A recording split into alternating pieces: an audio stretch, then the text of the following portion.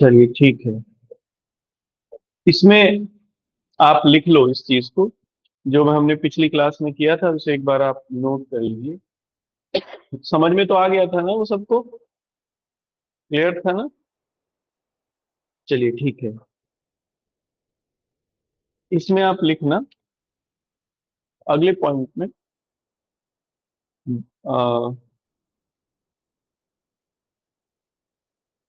Heading इसमें डालना भारतीय मॉनसून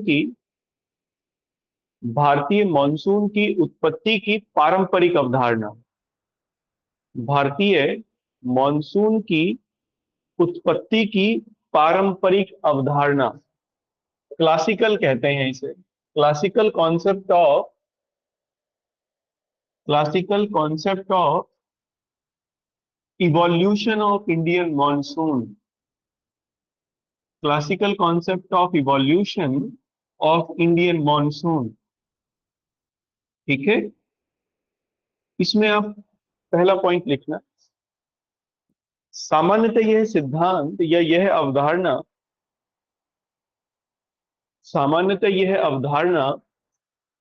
वर्ष 1656 ईस्वी में वर्ष 1656 ईस्वी में एडमंड हेली द्वारा दी गई। एडमंड हेली द्वारा दी गई। This concept was given by this concept was given by Edmond Halley in 1656 in 1656। इस संकल्पना के अंतर्गत इस संकल्पना के अंतर्गत जून में सूर्य के कर्क रेखा पर चमकने के कारण कर्क रेखा पर लंबवत चमकने के कारण कर्क रेखा पर लंबवत चमकने के कारण लंबवत चमकने के कारण उत्तर भारत में एक निम्न वायु दाब केंद्र का विकास होता है। उत्तर भारत में एक निम्न वायु दाब केंद्र का विकास होता है। According to this concept according to this concept a low pressure area create a low pressure area create over northern India in June as sun as sun rays या sunshines लिख लीजिए, sunshines over tropic of Cancer over Tropic of Cancer. जिस अब continuation में लिखना, यह निम्न दाब का क्षेत्र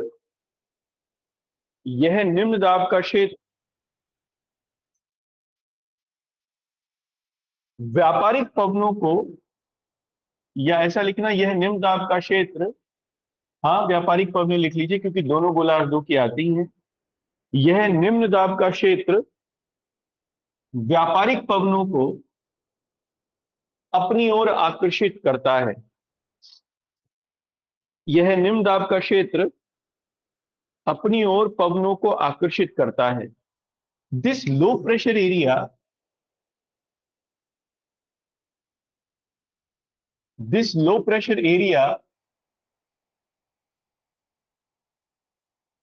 attract trade winds from southern hemisphere अब ये ट्रेड विंड्स समुद्र के ऊपर से आती हैं, मॉइस्चर लेडन होती हैं। इन्हीं को हम लोग मॉनसून के नाम से जानते हैं। इन्हीं विंड्स को ठंडी और नम पवनें होती हैं, ये कोल्ड और वेट होती हैं, बारिश करती चलती हैं अपने रास्ते में। यही मॉनसून की अवधारणा है। तो लिखेंगे, अच्छा इन्हें व्यापारिक पवने कहते हैं ट्रेड विंड्स। इसको मैं जरा समझा दूंगा आपको, ट्रेड विंड्स को ये क्या होती हैं। वैसे तो ये सर वर्ल्ड जो, हाँ जी, सर वो लास्ट पॉइंट जो है नेटवर्क प्रॉब्लम की वजह से क्या था जरा बोल दो कोई लास्ट पॉइंट, अब सर क्योंकि एक मुझे बार याद नहीं। लास्ट पॉइंट एयर प्रेशर वाला एक बार फिर से डिक्टेट कर दीजिए। कोई बोल दीजिए भाई लास्ट पॉइंट क्या था जरा, क्योंकि मुझे तो अब याद नहीं है मैंने क्या बोला। इंग्लिश में बोल उत्तर दीजिए, भारत में इंग्लिश में बोल दीजिए कोई जल्दी से।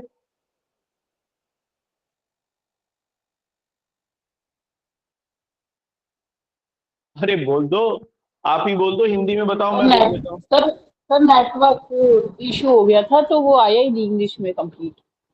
अच्छा, वो किसी के पास नहीं आया। हाँ, this low pressure area attract trade winds for southern hemisphere, trade winds from southern hemisphere, southern hemisphere, इतना ही बहुत है। ट्रेड विंड सदर्न हेमिस्फेयर से आती हैं। अब इसे कंटिन्यूएशन में ही लिखना, चूंकि ये व्यापारिक पवने, चूंकि ये व्यापारिक पवने समुद्र के ऊपर से गुजरती हैं, समुद्र के ऊपर से गुजरती हैं, इसलिए अपने पास, इसलिए ये ऐसा लिखना, इसलिए ये नम होती हैं, इसलिए ये नम होती हैं। As these winds blows over, as these winds blows over ocean, blows over ocean, they would be wet। इन्हीं नम एवं ठंडी पवनों को, इन्हीं नम एवं ठंडी पवनों को मॉनसूनी पवन कहा जाता है, मॉनसूनी पवन कहा जाता है। these wet and cold winds, these wet and cold winds are known as, are known as monsoon winds। ठीक है, ये पवने, ये पवने संपूर्ण भारत में वर्षा करती हैं। These winds rain all over India. अब देखो इनकी जो डायरेक्शन होती है ना, वो ये वाली डायरेक्शन कौन सी होगी, साउथ हो गई, और साउथ में भी वेस्ट हो गया, पश्चिम हो गया, तो इसलिए ये साउथ वेस्ट मॉनसून कहलाता है। क्योंकि ये दक्षिण पश्चिम से आ रही होती हैं, इसलिए इन्हें दक्षिणी पश्चिमी मानसून हम लोग कहते हैं। गर्मी के मानसून को इस समय जो आएगा या जो आ गया है, that is known as south west monsoon. क्यों? क्योंकि इनकी डायरेक्शन साउथ वेस्ट है, दक्षिण पश्चिम से आ रही है। तो आप लिखिए, चूंकि ये पवने दक्षिण पश्चिम से भारत में प्रवेश करती हैं, दक्षिण पश्चिम से भारत में प्रवेश करती हैं, इसलिए इन्हें, इसलिए इन्हें दक्षिणी पश्चिमी मानसून पवन कहा जाता है, इसलिए इन्हें दक्षिणी पश्चिमी मानसून पवन कहा जाता है। As these winds, as these winds, as these winds enter in India, enter in India from south west, क्योंकि केरला से आती हैं, from south west, these are known as south west monsoon, south west monsoon. ठीक है, यहां तक clear है सबको? कोई परेशानी नहीं होगी मैं समझता हूं समझने में, ये पहले भी समझा चुके हैं। अब इसके बाद में 21 जून को सूरज यहां था, सूरज सितंबर को फिर से इक्वेटर पे आ जाता है, क्योंकि 21 जून के बाद वो नीचे आना शुरू हो जाता है। सितंबर में 23 सितंबर को वो फिर इक्वेटर पर आ गया वापस। अब सूरज चमक रहा है इक्वेटर पर, भूमध्य रेखा पर चमक रहा है, उसकी किरणें यहां परपेंडिकुलर। अब यहां से नॉर्थ इंडिया से सूरज दूर हो गया, उत्तर भारत से वो काफी दूर हो गया, इसलिए उत्तर भारत का जो लैंड मास है वो अब ठंडा हो गया, क्योंकि सूरज की किरणें वहां से दूर हो गई। अब यहां का लैंड मास हो गया ठंडा। ठंडा का मतलब यहां की हवा हो जाएगी भारी। ठंडी हवा भारी होती है, गर्म हवा हल्की होती है। तो चूंकि यहां का लैंड मास ठंडा है, और इसलिए ठंडा है क्योंकि सूरज दूर है, तो इसके फिर आसपास की हवा भी ठंडी हो जाएगी। ठंडी हवा भारी होती है, ये हवा भारी होगी। इसको इसलिए यहां पर हाई प्रेशर एरिया क्रिएट होगा, उच्च दाब का केंद्र। ठंडा जहां भी होगी हमेशा वहां हाई प्रेशर होगा, गर्मी जहां भी होगी वहां लो प्रेशर होगा। तो यहां तो हो गया हाई प्रेशर, और जहां सूरज चमकता है वहां गर्मी पड़ेगी, वहां गर्मी होगी ही। इक्वेटर पे क्रिएट हो गया लो प्रेशर एरिया। यहां तो वैसे हमेशा ही लो प्रेशर एरिया क्रिएट रहता है, लेकिन इसके बाद सूरज और नीचे जाता है, क्योंकि ट्रॉपिक ऑफ कैप्रिकॉर्न की ओर चलने लगता है सितंबर के बाद। इसलिए जो ताप कटिबंध हैं, जिन्हें हम लोग थर्मल रीजन्स या थर्मल जोन कहते हैं, वो उत्तर भारत से दूर चले जाते हैं, क्योंकि ताप कटिबंध या थर्मल जोन सन की ओर, सन के साथ साथ गति करते हैं। अभी पढ़ाएंगे इसे भी आगे, ITCZ वगैरह को। तो फिर ये साउथ में लॉकेट होने लगते हैं। उत्तर भारत में ठंडा मौसम नॉर्मली होने लगता है, तापमान यहां पे कम हो जाता है। हाई प्रेशर, अब हवाएं जो हैं वो हाई प्रेशर से लो प्रेशर की ओर चलने लगती है वापस, क्योंकि अब यहाँ की हवा ठंड गर्म है, गर्म होके ऊपर उठेगी, यहाँ की हवा ठंडी है।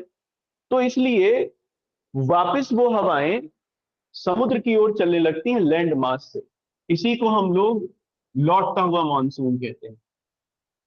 जब ये शुष्क हवाएं, क्योंकि अब इन्होंने बारिश कर दी, पहले बारिश कर दी, अब इनमें पानी नहीं है, अब ये ठंडी है नॉर्मली, अब ये वापस लौटेंगी। जब वापस लौटती हैं बंगाल की खाड़ी से, तो फिर से अपने रास्ते में ये पानी अब्जॉर्ब कर लेती हैं बंगाल की खाड़ी से, और बंगाल की खाड़ी से पानी अब्जॉर्ब करके कोरोमंडल तट पर, यानी ये वाला कोस्ट हमने पढ़ा है, ये कोरोमंडल तट, विशेष तौर पर तमिलनाडु,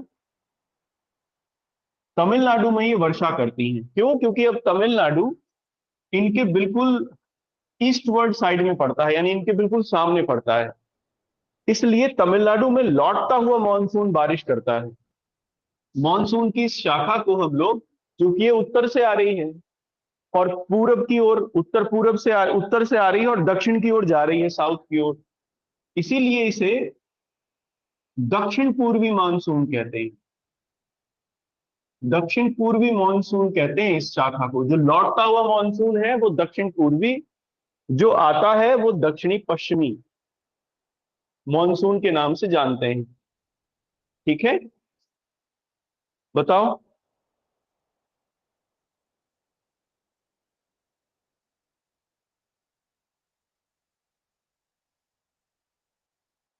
ये बात समझ में आई?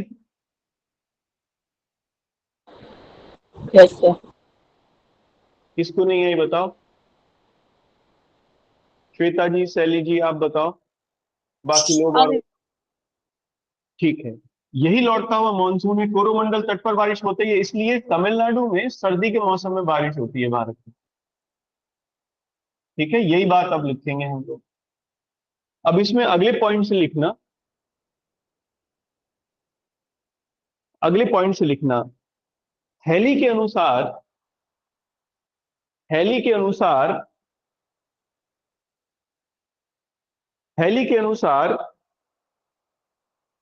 सितंबर माह के पश्चात, सितंबर माह के पश्चात ताप कटिबंध, ताप कटिबंध दक्षिण में स्थित हो जाते हैं। ताप कटिबंध दक्षिण में स्थित हो जाते हैं।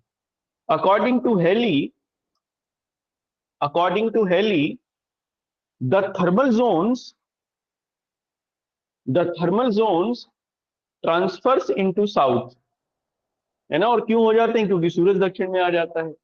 ट्रांसफर्स इनटू साउथ, जिस कारण जिस कारण उत्तर भारत का के तापमान में जिस कारण उत्तर भारत के तापमान में क्रमिक रूप से क्रमिक रूप से कमी आती है, क्रमिक रूप से कमी आती है। And so the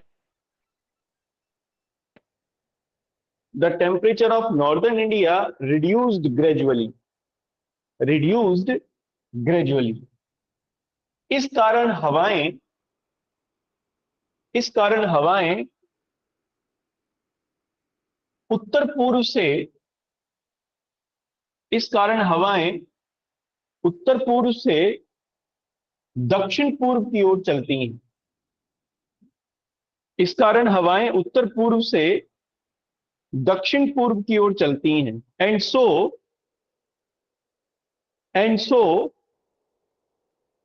the winds the winds moves from northeast towards southeast।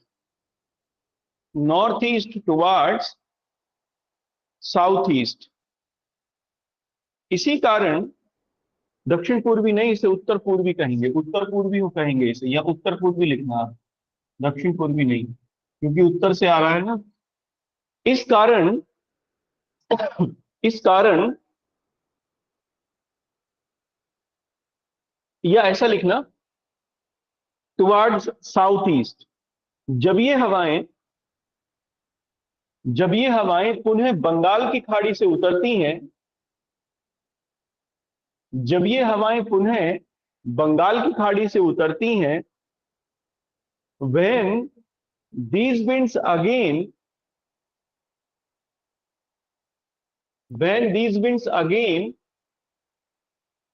moves over Bay of Bengal, ये नमी अवशोषित कर लेती हैं, दे एब्जॉर्ब द वाटर।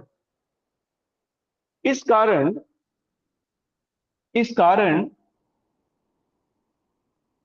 पूर्वी घाट के कोरोमंडल तट पर ये वर्षा करती हैं। पूर्वी घाट के कोरोमंडल तट पर ये वर्षा करती हैं। And so they rained over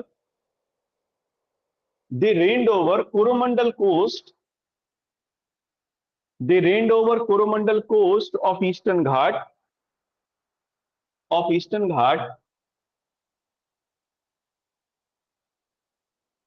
इस लौटते हुए मानसून को उत्तर पूर्वी मानसून भी कहा जाता है। उत्तर पूर्वी मानसून भी कहा जाता है। So this retreating monsoon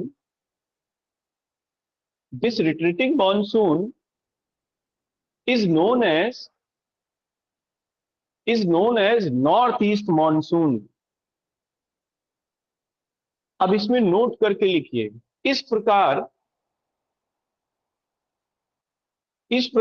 Bharat का कोरोमंडल तट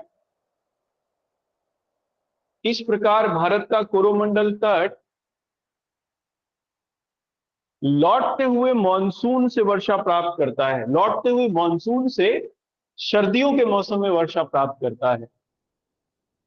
लौटते हुए मानसून से सर्दियों के मौसम में वर्षा प्राप्त करता है। And so Coromandel coast of India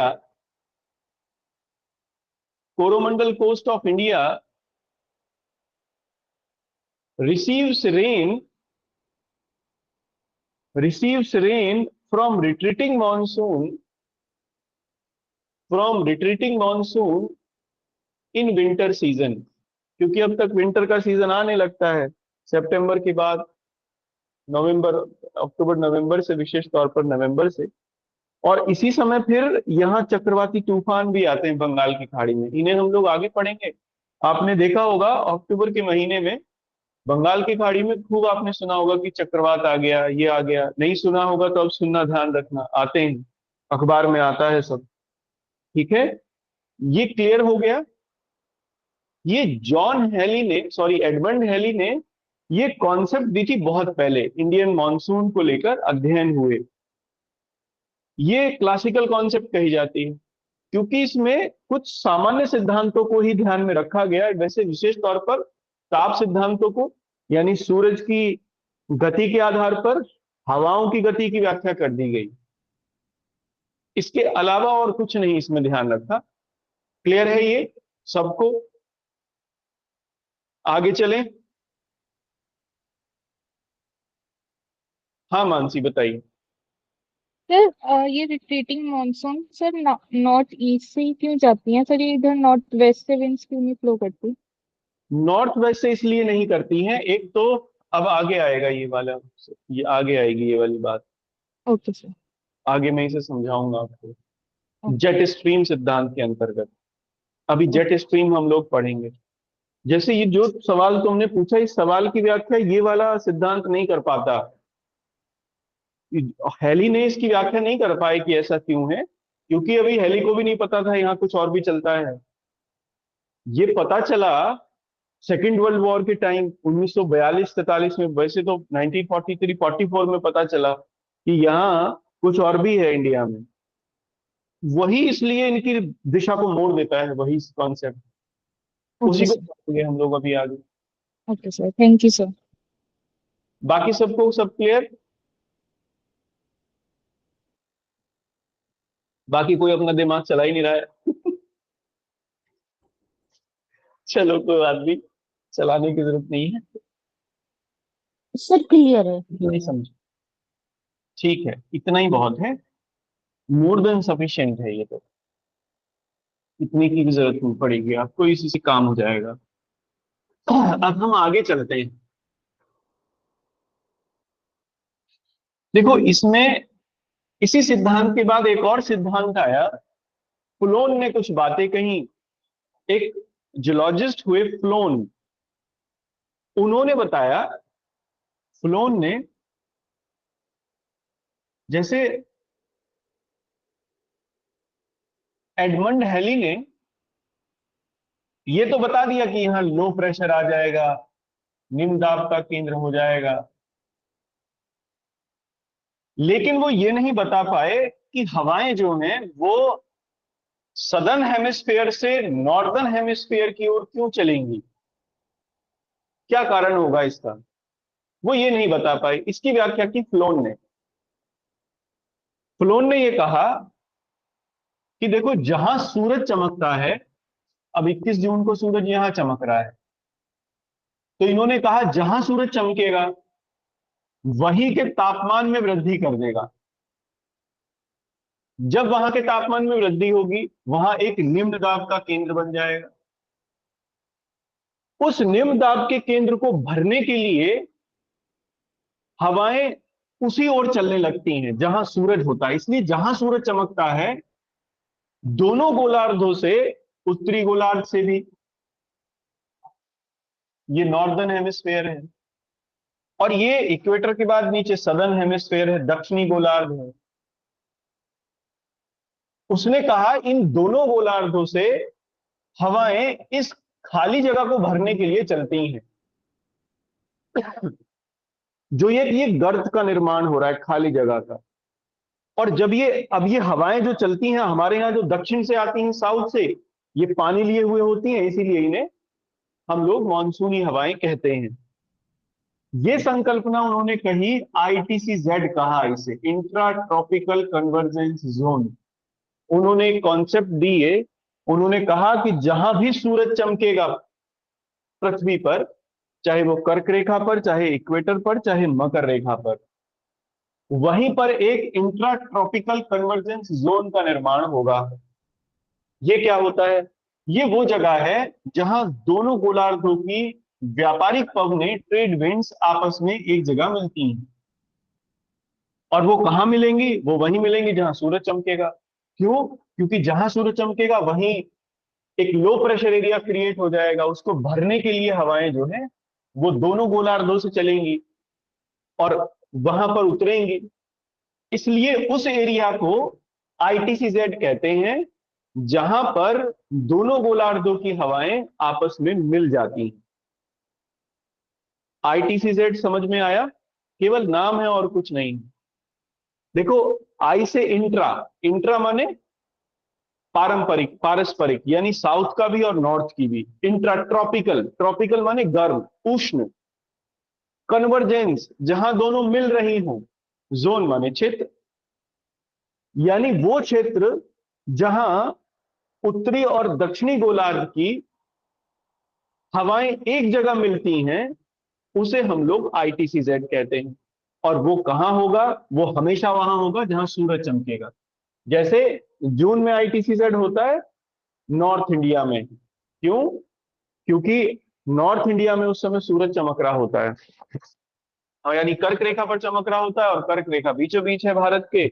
इस लैंड मास को ये गर्म कर रहा होता है, तो आईटीसीजेड यहां होगा।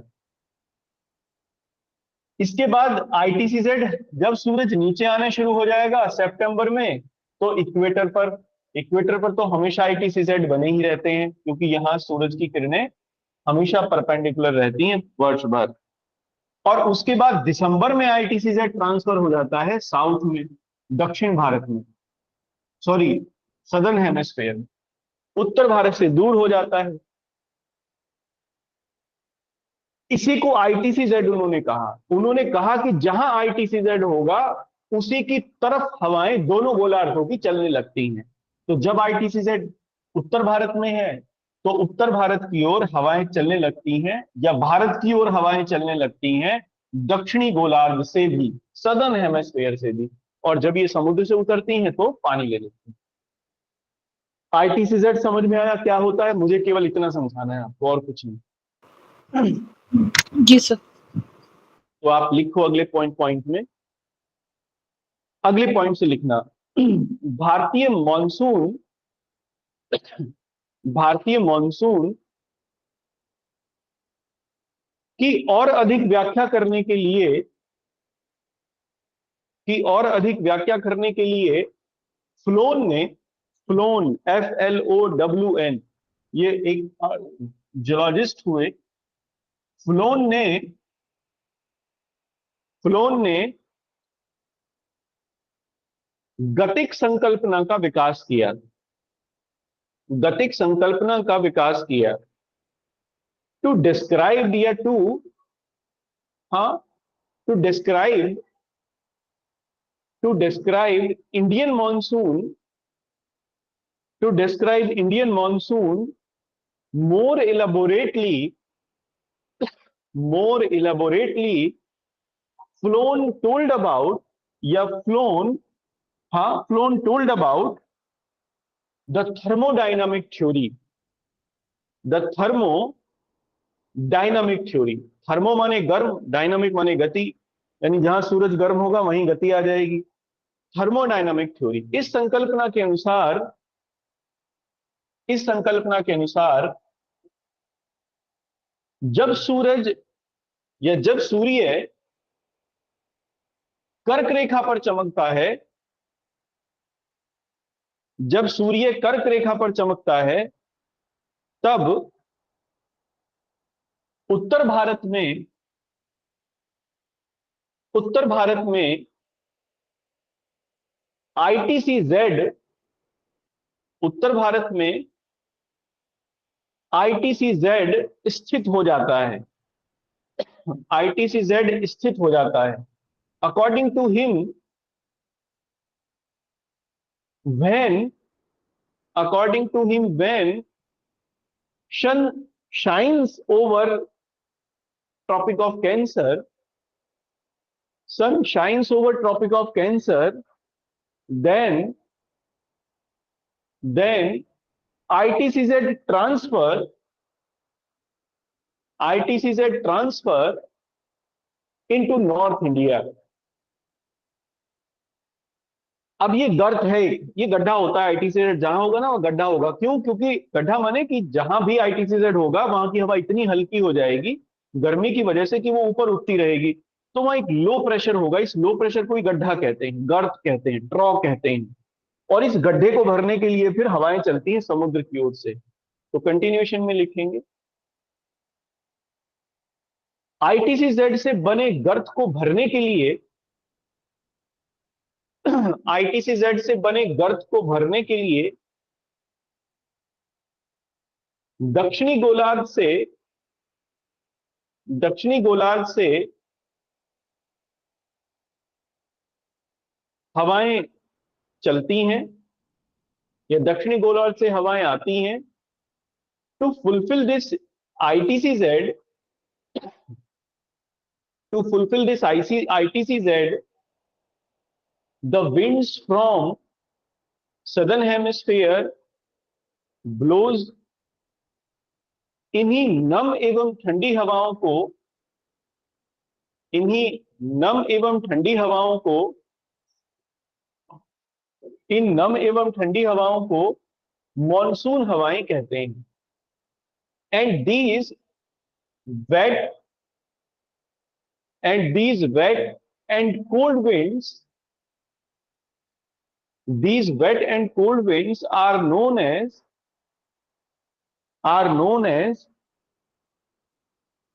monsoon winds। ठीक है। अब सर्दी के मौसम में ये ट्रांसफर हो जाता है दक्षिण में, दक्षिणी गोलार्ध में, आईटीसीजेड, क्योंकि दिसंबर में सूरज मकर पर चमकता है 22 दिसंबर को। अब आईटीसीजेड हवाएं जो है अब यहां की ओर चलने लगेंगी, क्योंकि भारत उत्तरी गोलार्ध में है और आईटीसीजेड वही जगह है जहां दोनों गोलार्ध की हवाएं मिलती हैं। तो फिर इन हवाओं को भरने के लिए जो हवाएं हैं उत्तरी गोलार्ध से भी चलने लगती हैं, इसीलिए ये भी रिट्रीटिंग मानसून को सिद्ध करती हैं। ठीक है, तो एक पॉइंट इसमें और लिख लीजिए, अगले पॉइंट से लिखना। शीतकाल में आईटीसीजेड का खिसकाव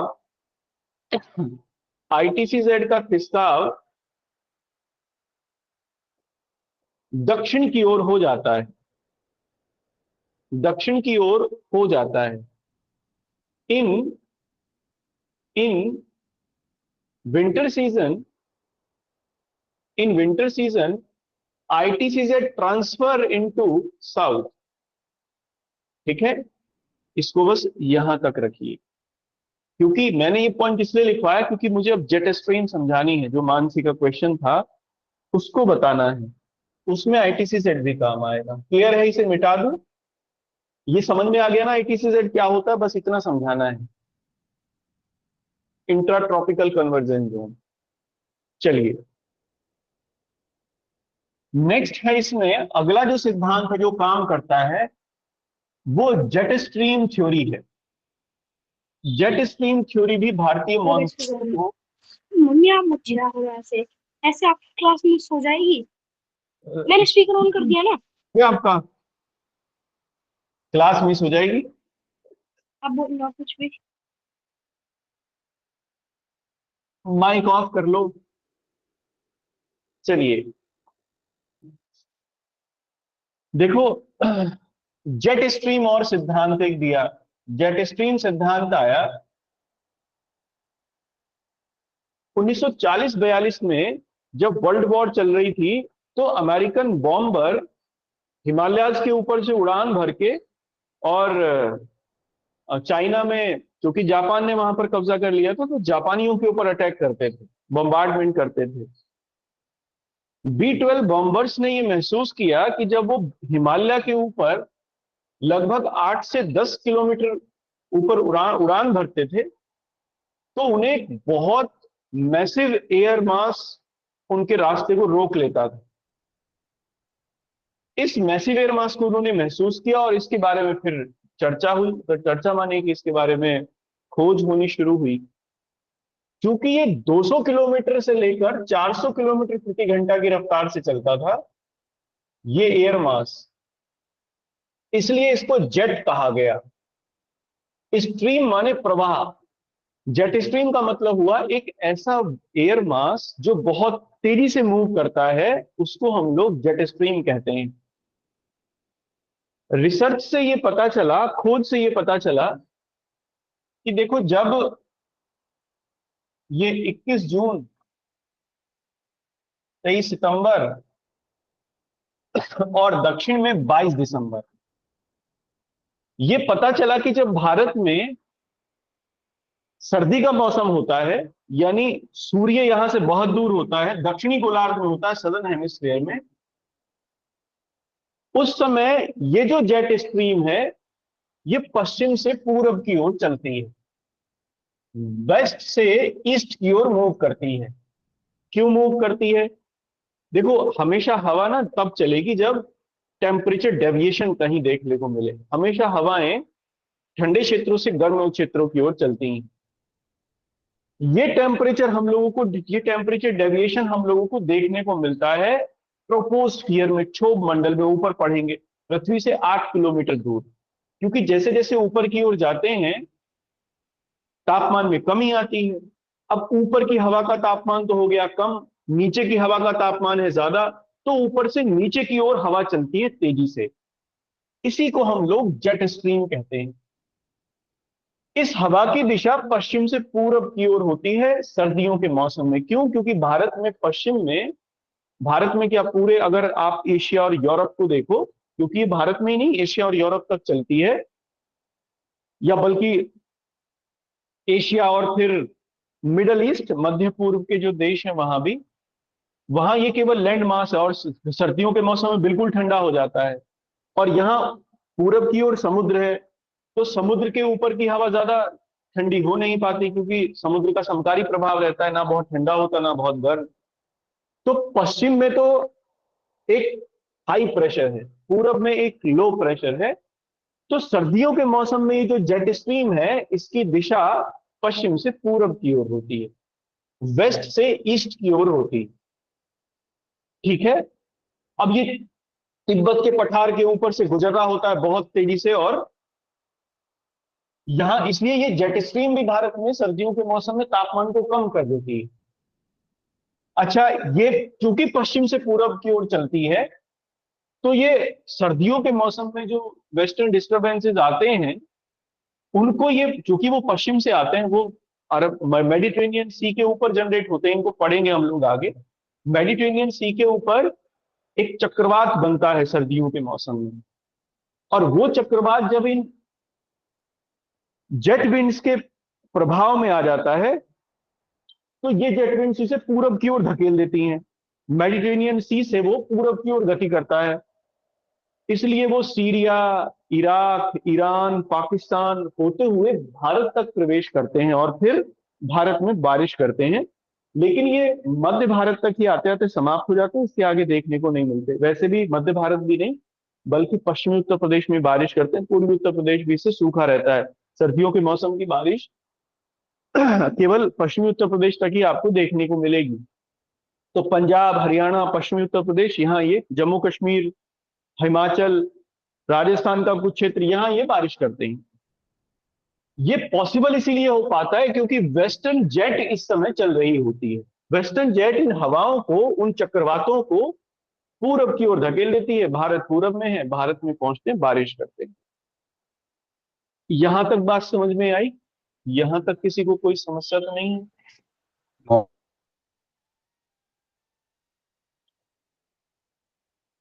बिल्कुल बेझिझक पूछना, क्योंकि ये बड़ा एडवांस है। चलो, अब सूरज ने अपनी, अब देखो सर सर्दियों के, एक्सक्यूज मी हाँ जी बताओ। सर, इनका डायरेक्शन दोबारा बता दीजिए कि इसी डायरेक्शन में क्यों चल रही हैं? इसलिए चल रही हैं क्योंकि देखो, पश्चिम की ओर और आप देखोगे वेस्ट की ओर, तो वेस्ट की ओर पूरा लैंड मास है या नहीं भारत के? जैसे अफगानिस्तान, फिर सेंट्रल एशिया, फिर यूरोप, काकेशस माउंटेन्स वगैरह, है या नहीं है बताओ? जी सर। अच्छा, सर्दियों के मौसम में जो जमीन है वो ज्यादा गर्म हो जाएगी, सॉरी ज्यादा ठंडी हो जाएगी। जी। इसलिए उसके कांटेक्ट में आने वाली हवा भी ठंडी, क्योंकि देखो भूमि की, ये लैंड की ये क्वालिटी होती है कि वो गर्मी के मौसम में तो बहुत गर्म और सर्दी के मौसम में बहुत ठंडी हो जाती है, अगर उसके आसपास कोई वाटर बॉडी नहीं है। अगर आप मध्य एशिया को देखो, सेंट्रल एशिया को देखो, वहां कोई वाटर बॉडी आपको नहीं मिलेगी, कैस्पियन सी के अलावा वहां कुछ नहीं है, दूर दूर तक कुछ नहीं है। उसके बाद अगर आप जाके देखोगे तो मेडिटेरियन पे कुछ मिलता है। इसलिए ये क्रूड लैंड मास है, सर्दियों के मौसम में बहुत ठंडा हो जाता है। अब समुद्र के ऊपर की जो हवा है, मतलब समुद्र क्या है, देखो पानी ना तो बहुत जल्दी से ठंडा होता ना बहुत जल्दी से गर्म होता, इसलिए उसके ऊपर की हवा भी ना बहुत जल्दी से ठंडी होती ना गर्म रहती। इसलिए समुद्र के ऊपर की हवा तो गर्म है और लैंड के ऊपर की हवा ठंडी है। हवाएं हमेशा ठंडे क्षेत्रों से गर्म क्षेत्रों की ओर चलती हैं। क्योंकि भारत में ठंडा क्षेत्र उस समय वेस्ट में है, तो इसलिए वेस्टर्न जेट मजबूत हो जाती है। हालांकि वेस्टर्न जेट चलने का ये कोई मतलब केवल ये प्रभाव नहीं है, प्रभाव उसका वही है, ट्रोपोस्फियर में टेम्परेचर का इम्बैलेंस हो जाना। लेकिन ये तापमान का जो अंतर है, ये वेस्टर्न जेट को मजबूत कर देता है भारत की ओर, जो कि पश्चिम से पूरब की ओर चलती है। क्लियर है? और जी चलती सर। इसलिए है क्योंकि पूरब में तापमान जो है वो ज्यादा है, पश्चिम में कम है, हवाएं कम से ज्यादा की ओर चलेगी। क्लियर है? अब देखो जी सर। इसमें एक परिवर्तन आता है। सर जब हमने परिवर्तन, पहले वाला नियम पढ़ा था तो उसमें ये कहा था हाँ कि नीचे गर्म हवा होती है वो ऊपर की तरफ जाती है, मतलब हवाएं गर्म की तरफ से ठंडी की ओर जाती हैं। इसमें हम उल्टा पढ़ रहे हैं हवाएं कि हम गर्म हवाएं हवाएं ऊपर ऊपर की तरफ जाती हैं, ठंडी होके फिर मानसूनी हवाएं बन के इधर आती हैं नहीं नहीं नहीं, हाँ हाँ देखो, जब लौटता मानसून होता है सर। हाँ हाँ अब देखो इसको, यहाँ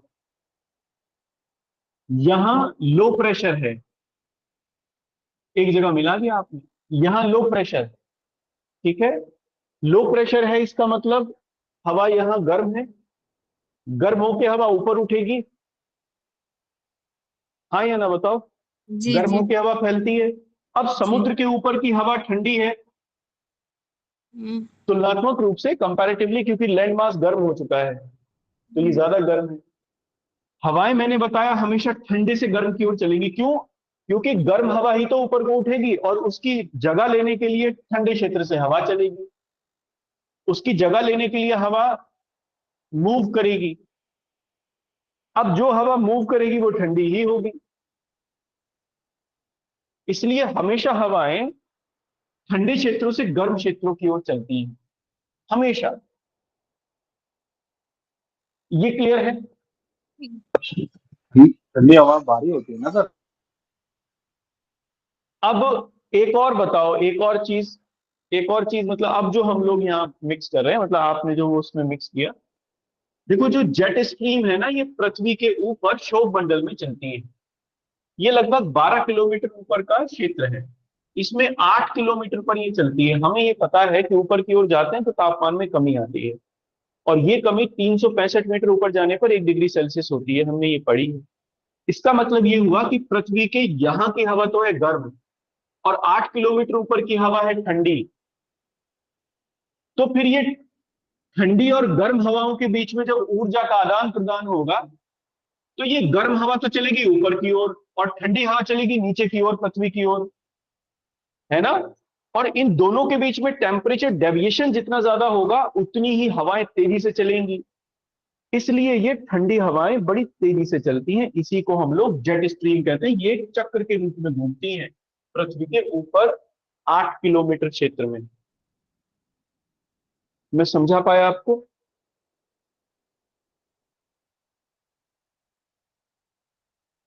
बताओ तान्या जी। ये अलग है, ये सिद्धांत बिल्कुल अलग है, मतलब ये जेट स्ट्रीम समझा रहा हूं मैं आपको, जेट स्ट्रीम कैसे चलती है। जी सर। ये पृथ्वी के ऊपर की हवा गर्म हो गई, अब ऊपर की परतों में 8 किलोमीटर ऊपर हवा ठंडी। अब ये जो गर्म हवा है ये ऊपर की ओर उठेगी, इसकी जगह भरने के लिए ठंडी हवा आएगी। अब ये ठंडी हवा पृथ्वी के नीचे की परतों में उतरी, नीचे उतरेगी गर्म हो जाएगी, फिर गर्म होकर ऊपर उठेगी, फिर ऊपर उठेगी तो ठंडी हो जाएगी, फिर नीचे की ओर आएगी तो गर्म। तो एक सेल बन गई नहीं? कंडेंसेशन नहीं होगा सर इस प्रोसेस में? कंडेंसेशन इसमें सर एडियाबैटिक है। ये जो प्रोसेस है, ये कॉन्टिन्यूशन, जो रोटेशन जैसे जो आप है, तो इसका इम्पैक्ट क्या आएगा? लाइक इसका इम्पैक्ट ये आता है, इसका इम्पैक्ट कुछ नहीं, इसका इम्पैक्ट ये आता है कि ये जो परिसंचरण तंत्र है ना, साइक्लिक जो घूम रहा है, ये पृथ्वी पर हवाओं को प्रभावित कर देता है, उनकी दिशाओं को प्रभावित कर देता है। क्योंकि ये बहुत तेज चलती हैं, इसलिए जब ये ऊपर से नीचे की ओर साइक्लोन या ऐसा कोई साइक्लोन या ऐसा कुछ कोई इम्पैक्ट या लाइक साइक्लोन्स वगैरह को भी ये प्रभावित करती हैं, लेकिन क्योंकि ये बहुत ऊपर चल रही होती हैं, इसलिए ये निचले हवाओं की परतों को, हवाओं की डायरेक्शन को प्रभावित करती हैं, जो पृथ्वी के नीचे चल रही होती हैं। जी जैसे साइक्लोन्स को प्रभावित कर देती हैं, साइक्लोन्स को धकेल देती हैं ये आगे की ओर। इसीलिए जब साइक्लोन उत्पन्न होते हैं मेडिटेरेनियन पे, यूरोप में, उनको ये धकेल देती हैं भारत की ओर।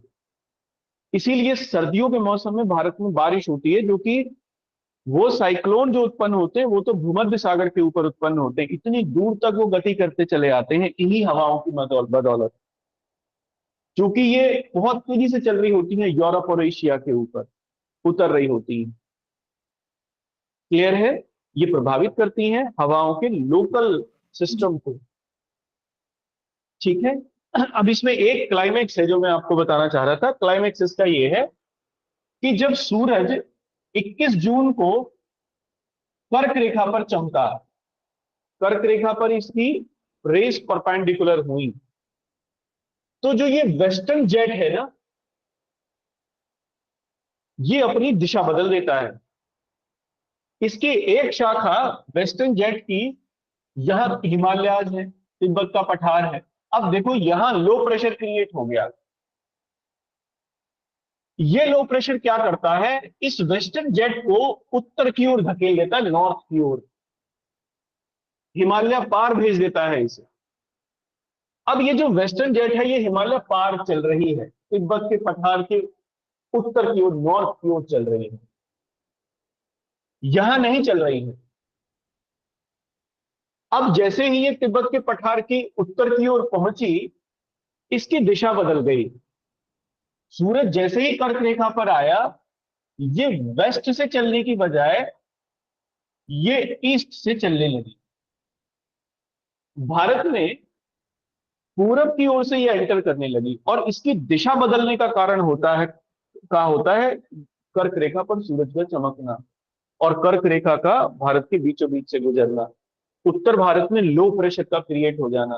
क्योंकि ये हवाएं ठंडी होती हैं, इसलिए ये उत्तर की ओर शिफ्ट हो जाती हैं और हिमालय पार चली जाती हैं और अपनी डायरेक्शन को बदल लेती हैं। जहां पहले ये पश्चिम से चल रही थी, ये अब पूरब से चलने लगती है, इसीलिए इसे पूर्वी जेट कहते हैं। जून में होता है ये सब। अब देखो ये क्या करेगा, जब ये भारत में मानसूनी हवाएं प्रवेश करेंगी और केरला के तट से टकरा के बारिश करेंगी, दो भागों में बढ़ जाएंगी। बंगाल की खाड़ी की शाखा जब एंटर करेगी उत्तर पूर्वी भारत में, मेघालय में, तो ये जो पूर्वी जेट है, ये मानसूनी हवाओं को पूरब की ओर, पश्चिम की ओर धकेल देती है, वेस्ट की ओर धकेल देती है, क्योंकि ये पूरब से पश्चिम की ओर चल रही है। तो ये मानसूनी हवाओं को पश्चिम की ओर धकेलेगी, इसलिए मानसून मेघालय में आके और फिर पश्चिम की ओर बढ़ता चला जाता है। जैसे मेघालय में, असम में, पश्चिम बंगाल में, फिर बिहार में, फिर पूर्वी उत्तर प्रदेश में, और फिर पश्चिम की ओर ऐसे मानसूनी हवाएं गति करती चली जाती हैं। जितनी स्ट्रॉन्ग ये पूर्वी जेट होगी, उतनी ही स्ट्रॉन्ग भारत में, उत्तर भारत में विशेष तौर पर वर्षा होगी। अगर पूर्वी जेट कमजोर है तो भले ही मानसूनी हवाएं कितनी मजबूत है, उत्तर भारत सफिशिएंट रेन प्राप्त नहीं कर पाएगा, क्योंकि ये हवाएं पूर्वी जेट जो हैं, ये इन्हें भारत में धकेल ही नहीं पा पाएंगे उत्तर भारत में, और वर्षा नहीं हो पाएगी। लेकिन अगर भले ही मानसून कमजोर है, पूर्वी जेट बहुत तेज चल रही है, तो इन मानसून लेडन विंड्स को भारत में पश्चिम की ओर अंदर तक धकेलेगी, और जिससे ये ज्यादा वर्षा करती चलेंगी। समझ में आई ये बात? केवल इतना चेंज आता है कि जैसे ही सूरज या आईटीसीजेड ट्रांसफर हुआ नॉर्थ इंडिया में, ये जो वेस्टर्न जेट है इसकी दिशा बदल जाती है। ये दिशा बदल के जहां पहले पश्चिम से पूरब चल रहा था, अब पूरब से पश्चिम चलने लगता है। और इसे हम लोग, चूंकि ये पूरब से चलता है, इसे इसीलिए पूर्वी जेट कहते हैं।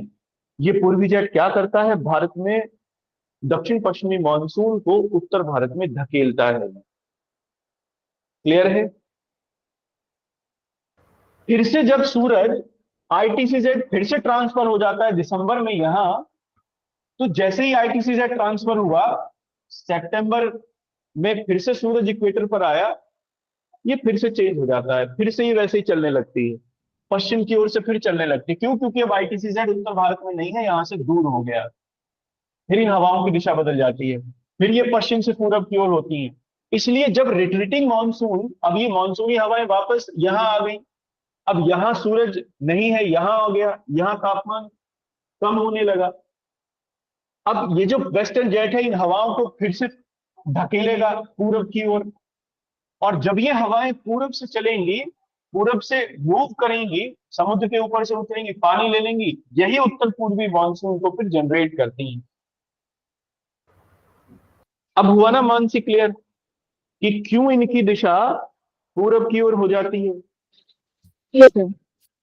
क्योंकि जो पश्चिमी जेट है, जैसे ही आईटीसीजेड चेंज हुआ, साउथ में आया, वैसे ही पश्चिमी जेट बदल गया, वो पश्चिमी जेट फिर से उत्पन्न हो गया, और वो क्या करता है, इन हवाओं को पूरब की ओर धकेल देता है। ये रिट्रीटिंग मानसून की कॉन्सेप्ट है। Yes sir. सर एक डाउट है हाँ सर, ये जो जेट स्ट्रीम विंड्स हैं सर, ये हाँ, परमानेंट विंड्स हैं, ये ऑल ईयर परमानेंट, राउंड ऐसे ही से? ये ओके सर। परमानेंट विंड्स हैं। इन ये दो सेल में चलती हैं। देखो परमानेंट विंड्स एक तो वो है जो पृथ्वी के ऊपर चलती हैं, ये पृथ्वी पृथ्वी पर चलती हैं। एक परमानेंट विंड्स है जो पृथ्वी के ऊपर चलती हैं, ये पृथ्वी के ऊपर चलने वाली परमानेंट विंड्स हैं, दो सेल में चलती हैं। एक सेल तो होती है इसकी, एडवांस है बहुत ज्यादा, इतनी बिल्कुल जरूरत नहीं है आपको। एक सेल तो है जो पोलर एरिया में चलती है, और एक सेल है जो ट्रॉपिकल रीजन में चलती है। पोलर से हमें कोई मतलब नहीं है। ये पोलर वाली जो है, ये कभी कभी पोलर स्टॉर्म्स लेके आ जाती है ध्रुवीय क्षेत्रों में। आपने तूफान सुने होंगे कि स्नो का तूफान आ गया और इस तरीके का, जैसे अमेरिका में, कनाडा में या रशिया वगैरह में, वहां पर। ये जो हमारे यहाँ चलती है, ये ट्रॉपिकल वाली, ट्रॉपिकल जेट स्ट्रीम है, उष्ण कटिबंधीय क्षेत्रीय जेट स्ट्रीम। ये पृथ्वी से ऊपर 8 किलोमीटर ऊपर चलती है। ठीक है ना? Okay sir, thank you sir. ये जेट स्ट्रीम क्या करती है, ट्रॉपिकल जेट स्ट्रीम भारत में मानसून को प्रभावित करती है। आते हुए मानसून को ये भारत में वर्षा कराती है, आते हुए मानसून से, और लौटते हुए मानसून से भी भारत में वर्षा कराती है, विशेष तौर पर दक्षिण भारत में या कोरोमंडल कोस्ट पर। क्या मैं सर आपको समझा पाया है जी? सर मानसून जो है पश्चिम से पूर्व की ओर चलती है। लौटता हुआ, आता हुआ तो देखो दक्षिण पश्चिम से आएगा, और फिर बंगाल की खाड़ी की शाखा मेघालय के तट पर यानी पूरब की ओर पहुंच जाएगी। अब ये जो पूर्वी जेट है, ये इसे पश्चिम की ओर धकेलेगा, इसलिए उत्तर भारत में मानसूनी हवाएं पूर्व से पश्चिम की ओर चलती हैं पूर्वी जेट के सहारे। सर ठीक है? हवा गर्म, है जी? सर हवा गर्म से ठंडी की ओर चलती है, इसीलिए क्या, इसलिए यहाँ, हवा पूरब की ओर चलती हाँ है। ये भी कह सकते हैं आप, क्योंकि यहाँ थार का रेगिस्तान उस समय तपड़ा होता है, जी और ये हवाएं ठंडी होती हैं, तो ये भी, लेकिन इसमें पूर्वी जेट का सबसे इंपॉर्टेंट रोल होता है। ओके पूर्वी जेट ही इसे आगे की ओर धकेलती है। इवन हिमालय तक बारिश होती है ओके सर। मानसूनी। जैसे ही सूरज बदला, ये चेंज हो गई, वेस्टर्न जेट फिर से आ गई, हवाएं फिर से पश्चिम से पूरब की ओर। आपने कभी देखा है, आप कभी महसूस करना, सर्दियों के मौसम में आपको कभी हवा पूरब से पश्चिम की ओर नहीं चलती हुई मिलेगी। जब भी पूरब से हवा पश्चिम की ओर हो जाए, समझ लो बारिश आने वाली है। नहीं तो आपको पश्चिम से पूरब की ओर ही हवा चलती हुई मिलेगी सामान्य दिनों में। उसका रीजन ये वेस्टर्न जेट ही है। वेस्टर्न जेट भारत में हवाओं को पश्चिम से पूरब चलाती है। ठीक है। सर इसीलिए पूर्वी दिशा में मौसम ठंडा रहता है। नहीं, पूर्वी दिशा में तो मौसम सामान्यतः गर्म रहता है, पश्चिम में ठंडा रहता है। वो एक अलग बात है, ठंडा गर्म का यहाँ पे कॉन्सेप्ट बिल्कुल नहीं है, ये अलग बात है। ठीक है। लैंड मास हमेशा ठंडा होगा और गर्म भी बहुत होगा। समुद्र के आसपास के जो क्षेत्र होंगे वो ना तो बहुत ठंडे होंगे ना बहुत गर्म होंगे। क्यों? क्योंकि जो पानी है वो धीरे धीरे ठंडा होता है, धीरे धीरे गर्म होता है। लैंड मास बहुत तेजी से गर्म हो जाता है, बहुत तेजी से ठंडा। सर्दियों के मौसम में लैंड मास ठंडा होता चला गया, अब वो लगातार ठंडा होता रहेगा, इसलिए सर्दी लगातार बढ़ती रहती है, ठंडी हवा लगातार बढ़ती रहती है। गर्मियों में भी सेम होता है। गर्म हुआ आज लैंड मास, अब रात को ठंडी हो नहीं पाएगी पूरी तरीके से जमीन, सुबह फिर सूरज निकल आया, फिर गर्म हो गई। इसलिए लैंड मास की क्वालिटी ये होती है, एल्बिडो जो प्रभाव होता है लैंड का सबसे कम होता है, मतलब सबसे कम तो नहीं लेकिन कम होता है। इसलिए वो ज्यादातर जो सन की हीट है उसे अब्सॉर्ब करती है। पानी का एल्बिडो ज्यादा होता है, वो सन की हीट को रिफ्लेक्ट कर देता है, इसीलिए वो गर्म नहीं होता ज्यादा आसानी से। पानी इसीलिए देरी से गर्म होता है, जमीन जल्दी हो जाती सर पानी में उथल पुथल रहती है, समुद्र में तो ऊपर नीचे होता रहता है, ये भी एक रीजन है कि वो जल्दी गर्म नहीं होता ना जल्दी ठंडा हाँ होता वो हीट, हाँ बिल्कुल, वो हीट अपनी निकालता रहता है बाहर, उससे भी बिल्कुल तरंगों से भी जो हीट है ना और वो ट्रांसफर होती रहती है लैंड बाहर में।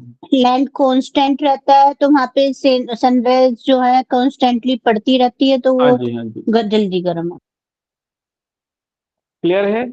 इसे मैं लिखवा दूंगा आपको कल। जी मैं सर। समझता हूँ वेस्टर्न जेट, आपको जेट सिद्धांत समझ में आ गया होगा, जेट थ्योरी सभी को। ठीक है, चलिए, ओके, थैंक यू।